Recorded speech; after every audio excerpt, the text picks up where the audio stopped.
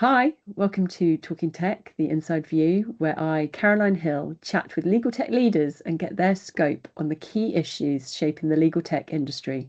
If you haven't already, be sure to follow us on Spotify and YouTube for new episodes every month.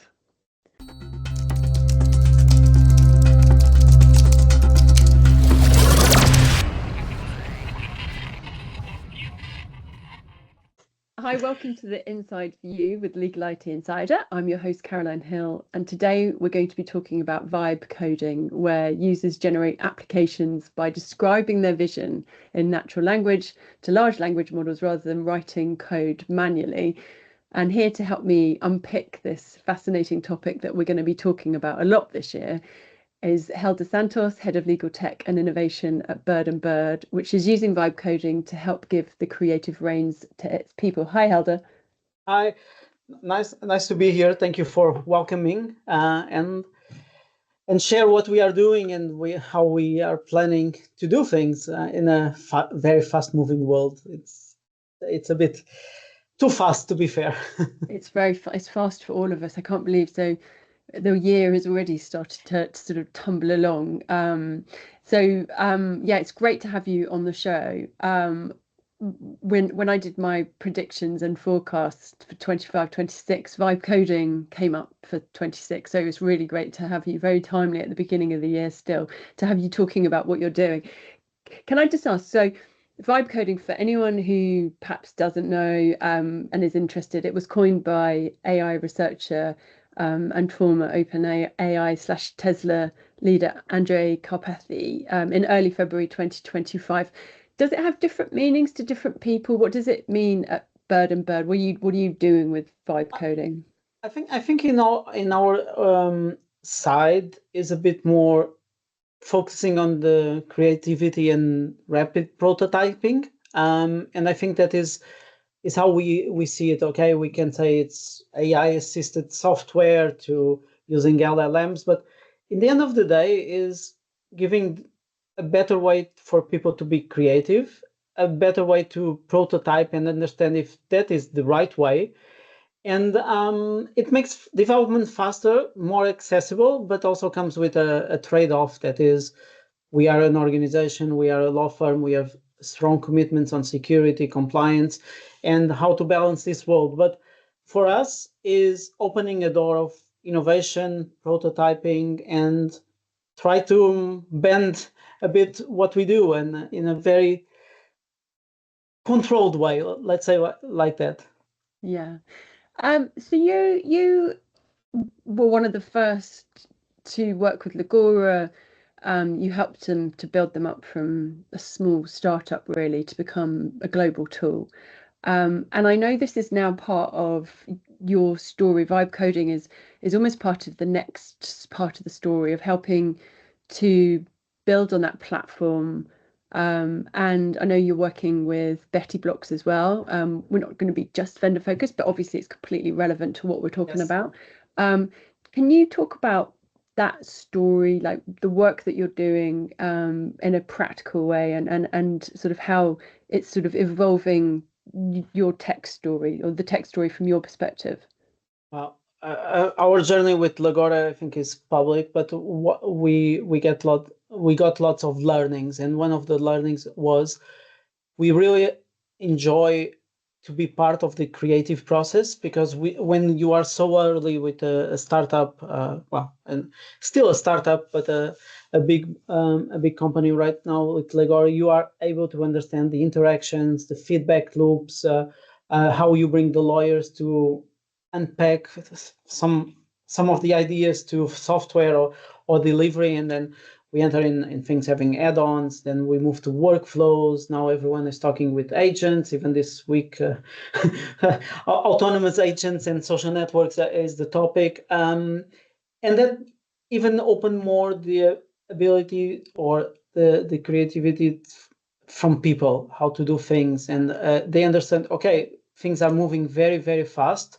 We now have this startup here in Stockholm that now it's a big player, and we were part of that. And now what can we do? How we can open also more and more doors? And vibe coding seems a good way to do that. Seems a good way to bring people to the center of all of this. I'm also very lucky because I have team members that are completely into this. I have one team member that sends me WhatsApps on the weekend saying, "Oh, I'm doing this, and now I'm connecting the MCP server with Cursor and Claude and doing this, and on Monday I will show you that." And all of this shows that people are just much more closer to doing things and understanding. And for our lawyers is we give them the tools, we help them on their vision, and then we say, okay, this now is ready to move enterprise level. We have one tool that was created on this approach. A partner had an idea, we did a bit of vibe coding, we prototype, we show a client. The client said, "Oh, this is really what I want," and now it's an enterprise level platform that we are as a product for our clients. And I think all this shows that it's our journey, it's our vision to make it easier, but at the same time, keeping the boundaries, like I said. How does it work in practice? I totally get that the lawyers, we've talked for a long time about how to get the knowledge from people's heads out, and before you'd have to work with very technical people, and sometimes you'd have that language, that disconnect. You'd have to have a translator.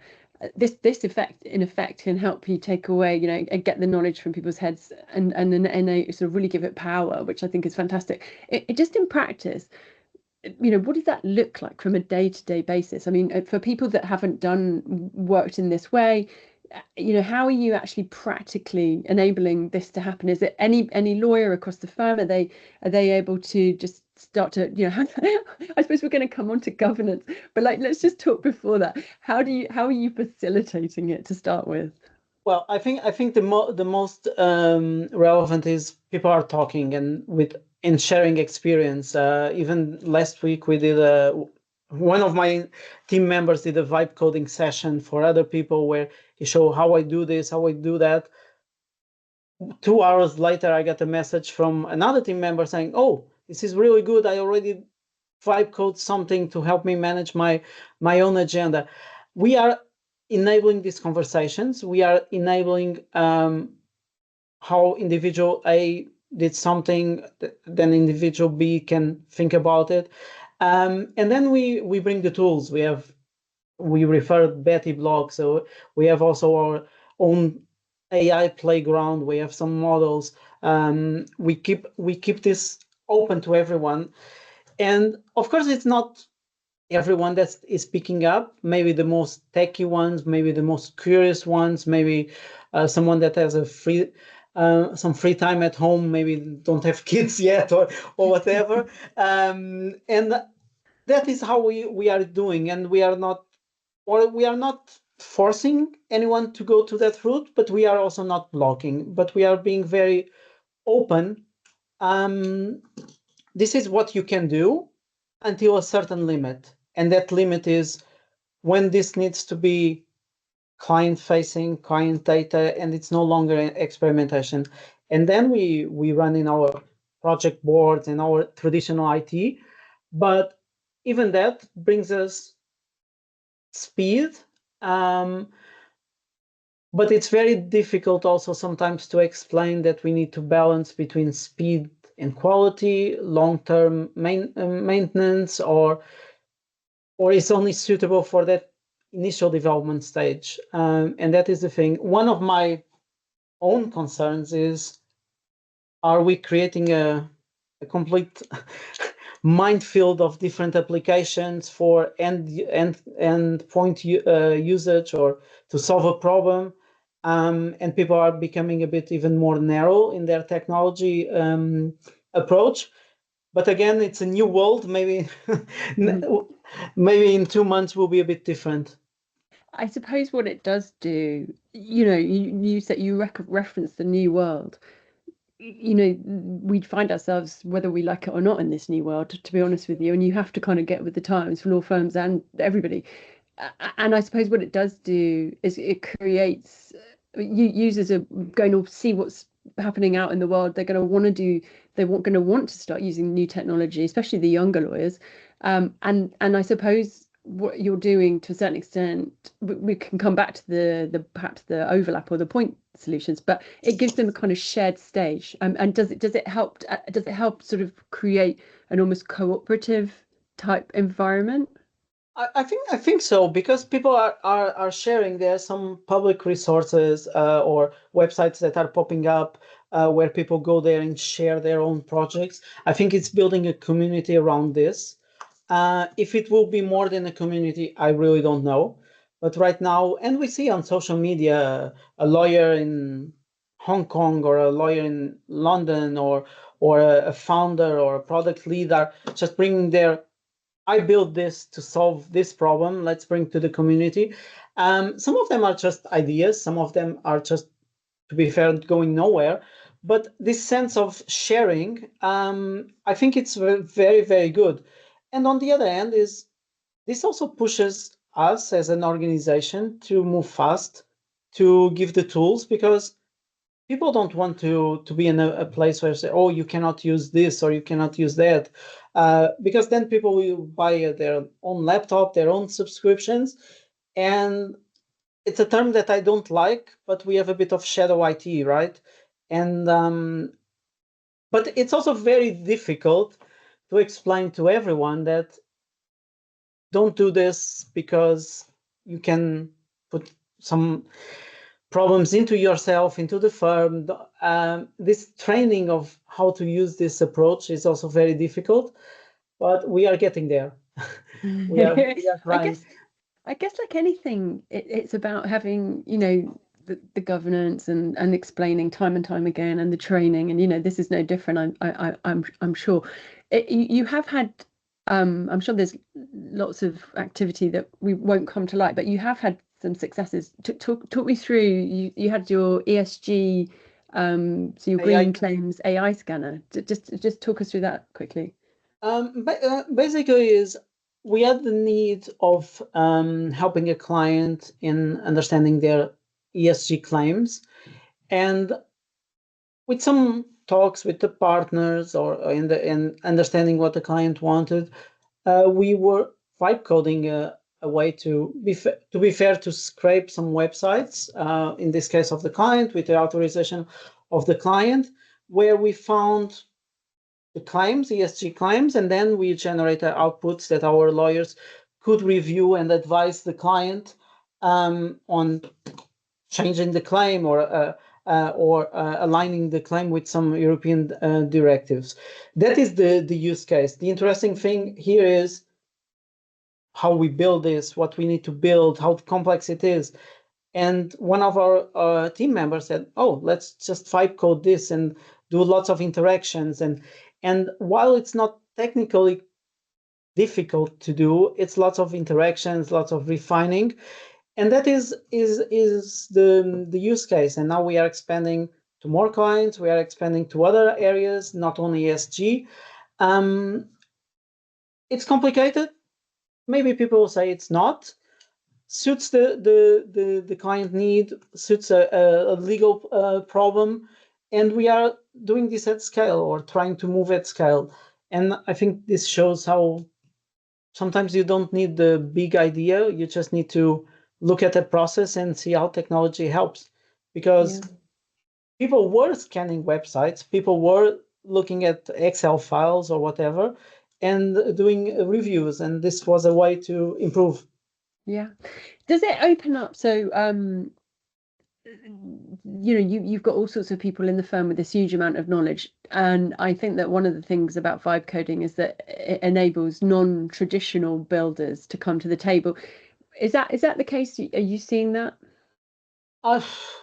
We are seeing this. We are seeing this. I said this several times. When I arrived to Bird and Bird in 2023, I was surprised by the number of lawyers and non-lawyers that were already using our AI playground to experiment, and it was a huge amount. I never saw that in other firms that I was, and that shows Bird and Bird, and I'm in a lucky place, has lots of tech-enabled people.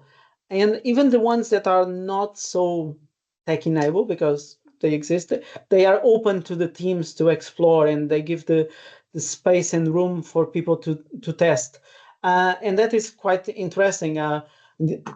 Last Christmas, I was in one of the Christmas parties, and one partner that, to be fair, he uses a bit, he made some hats to his team saying AI ambassador, this guy did the best workflow, and so on.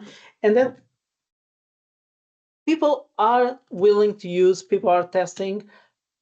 We see, I think what we are seeing is people realize they can improve their work and their workflows. And then they understand, okay, I'm not so technical, I need some help, or I can do my path until a certain limit alone.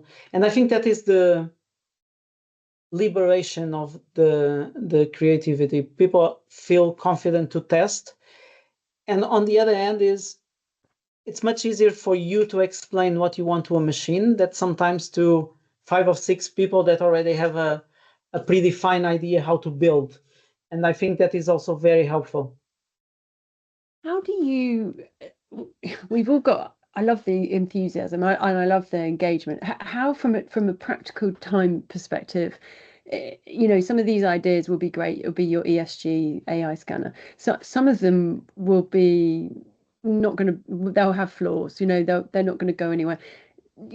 So how do you have is this very much like your process? How do you manage this practically, and how do you decide what ideas are great, and how do you keep I mean, I want to come back to actually the shadow IT just and the governance, because I think people listening to this, that will be one of the things is in their head. But just from a practical point of view, in terms of the ideas you take forward, how do you make the time? How do you decide? We at Bird and Bird, we have our own innovation pathway. We have an ideation platform where people can put ideas, they can showcase their own ideas, and then we have open to the wisdom of the crowd. People can vote, can comment, and then we have a more formal process that goes to a steering group where a business case is needed, some valuation is needed. But until that moment, people are welcome to explore their ideas. In some cases, they are also rewarded for this experimentation. Sometimes not financial, sometimes like, oh, this is a showcase, or come to this lawyers retreat or partners retreat and show your idea, how you are moving forward. And I think that is one of the things. But we have a innovation process. It works quite seamless. It's integrated with our Microsoft Teams, has a chatbot that people can interact. And I think it's doing that. The ESG AI claims was an idea on our platform, was an idea that a partner put there. One of our team members pick up, said, can I test this? Can I test that? And even before going to the steering group, a prototype was already in place. And because we give this space, safe space to everyone, it just grows. It just grows. It's working fine.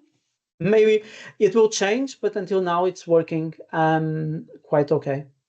And do you think, in terms of keeping the governance, do you think this is we started off by saying, about moving with the times, and recognizing that people go, I mean, I see this all the time, people going to go and do, if you don't give them a platform, they're going to quite often go and do their own thing. Do you think that this actually helps to reduce shadow IT by having this platform, or do you think that, do you have to be quite careful in terms of retaining control over it effectively? I think, like everything in life, it's a trade-off. And I think if we are open, if we explain to people what are the boundaries, if we also handhold people, because I have an IT background and I have a very good IT team that helps on that. And if we explain to people, and one of the selling or one of our points internally is how this moves forward, how we keep it sustainable, how it's not a endpoint solution for one thing. In the other day, one of my team members was saying, it looks right. AI makes it what he was saying AI makes it look right and beautiful right now, but where it will be in 6 months, and because can be a monster, can be not working. And it was his way to explain to someone saying, yeah, you build this, but are you just creating a graveyard of tech that someone in 6 months needs to clean or whatever? And I think that is the idea. We as a firm, we cannot, how I should say, bridge all this gap. We cannot say it's black or white. We just need to give the space and hope that things fall into place with our guidance. On the other hand, we also need to be very strong to say this is not the direction of travel. If you are doing, I don't know, vibe coding a online ticket for your for your side gig, it's not the right thing. Is this helping you and the legal work? And that is what we are saying. And Yeah. some of the times it's just listen to the people, what they want to fix, because it's not a silver bullet. It's really not a silver bullet. It's very far away from that. I think it's interesting because law firm governance, we've had been naturally a very cautious industry, and there's really good reasons for that. And the changes with tech are putting everyone under pressure to act differently, and that goes in terms of as well, and the sort of the role of. I'm not suggesting we're going to throw risk and compliance assessments out the window by any means, but I do think that the role of risk and compliance is having to evolve as well, and in terms of how to make sure that firms are meeting client needs and moving. You talked about speed at the very, very outset, moving fast enough. And I think this is going to be such an interesting area in terms of how firms are really truly agile, if that's what clients want, which I think they do, but also how they and how they in turn evolve, how risk and compliance evolve in the way that they become involved, and the way that they start to give the green light, red light, or how they sort of make sure that they aren't holding things up. Well, as we know, risk and compliance and legal sometimes are seeing the team of no. Everything is a no from the start, and we know that. It's not an easy. It's not an easy journey. We also need to explain to our colleagues in house.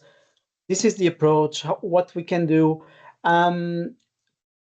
Sometimes it's needed some heated discussions, let's be honest, but it's moving, and like you said, people are changing, people are adapting. Some of our in-house lawyers are the top users of Legora and so on. They embrace them in their workflows, they understand how technology helps them, but they are the gatekeepers of the firm, and we respect their opinion, their way of following, and we don't say, okay, let's ignore them. Is how we can incorporate what they are telling us, how are they creating these safeguards for the firm, for ourselves, on what we need to do. And I'm always telling my team, if we need to say no to a user because it's against what we are allowed to do, we will say it. We will not put workarounds or whatever. Is no, we are not going into that direction, and the reason is based on this decision from risk, compliance, security, or even business model. But it's a journey. It's an interesting journey. It's not boring, Hélder. It's really not boring. And on the other hand, I'm also very sympathetic with the colleagues that do risk and compliance, because they need to take care of insurances. They need to take care of regulatory bodies. We operate in numerous jurisdictions. Spain is different from UK. UK is different from US. They navigate on all these different areas, and there's not one size fits all, and they need to find sometimes it's just explaining to others what we want to do, and it's quite interesting. Tell me about the market. So vibe coding in general. So do you think it's going to put, what changes will it have? We're talking about themes of buy versus build, and I mean that has its challenges actually. Like you know, you talked about, will you be creating things that then are difficult to maintain? You know, that there's sort of these are not new themes actually, but let's talk about, you know, the impact perhaps on vendors. You know, like will vibe coding, do you think, have an impact on the way that vendors are delivering their tech? Is that something you expect? I think so. I think vendors need to, and they are doing, to be fair, embracing this new world and making more connectivity. Because if one of our lawyers build an application that is interesting and it works and needs to be connected with our financial system, why not? If the firm says, I want to connect this, I think we need to create this way of operating together. I think vendors need also to understand that firms maybe will buy less because they can build something, not everything. On the other hand, we also need to be honest, because when I see on social media some people saying, oh, I recreated the terror review from Harvey and Legore in 2 weekends and it's working, what people need to understand is they are recreating a feature is easy. Recreating a company is very, very difficult. And that comes with business models, with support, with people, with adoption. And on top of that, and the most relevant, security is, that means I think vendors will embrace this. I think vendors that are willing to listen and say, okay, this is a different way. We cannot come here and say this is our product that does A to Z and go away. Is maybe we want to change a bit in the middle. We also know that likely all software will be done on no-code tools or vibe coding or prompting or whatever. We know that. But it's a difficult understanding what the main vendors will do. I'm quite comfortable because, like you said, we are working very closely with Betty Blocks, traditional no-code platform, now with some vibe coding abilities. But for us, it's quite convenient because it's signed off by our IT security, it's signed off by our infrastructure. The limits are there. Our insurance know all about that. It's a sandbox environment that then needs to be tested, then needs to be productized. But there's still dangers and learnings to along the way. But that is where we are. I think it's interesting because I see a big trend towards build, not just with vibe coding in inverted commas, but just generally, you know, and we do see this over the years. We've seen various phases of this, and you can understand why, because firms want to, you know, they want to make the most of their competitive edge, they want to leverage their own IP, they want all of these things, you know, and it's quite difficult with just an off-the-shelf bit of kit just to kind of really gain that competitive edge. But then on the other hand, it's that age old, you know, are you building overlapping products that you're going to have to maintain? Are the people that built them, you know, in the past we've seen with typically bigger systems, like people leave the firm and then people don't understand how they work. We've seen that, you know, and actually maybe this, you know, this is exciting, you know, if it's maintained, and maybe it's also just vendors have got the resource, they've got the budget, hopefully, and maybe it's just a kind of cry also to help work in partnership. You know, law firms can definitely do their own things, but maybe it's just also you know, an ask for vendors just to step up a little bit. Yeah, yeah, maybe it's that. And to your point is, there are limitations on the vibe coding tools and so on. I saw very messy code generated by AI. I have a bit of background on coding, and I don't understand that. And I think that is where the vendors can come, saying this is organized, this is structured, this is clean, and it's possible to create modular things because it's clean and understandable. We know what is the next piece of Lego that or puzzle that we need to bring. Then I think vendors also give us the long-term structure that you said is in principle they are there for us, and they give the structure that we need on our prototypes. On the other hand is, do I want to have my entire IT team doing debugging of these tools to see where it is? I'm quite okay. And like I said before, security.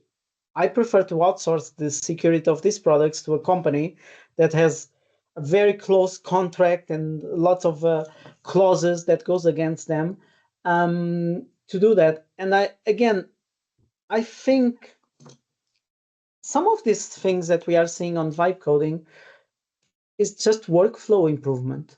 Sometimes you don't even need the vibe coding. Is you have someone that is saying, I'm vibe coding something because I don't agree with this or I don't work. And in the end, it's just the workflow. And if we can share, oh, lawyer A did this vibe coding application because your product doesn't do, maybe they will incorporate that workflow and say, okay, we didn't know that.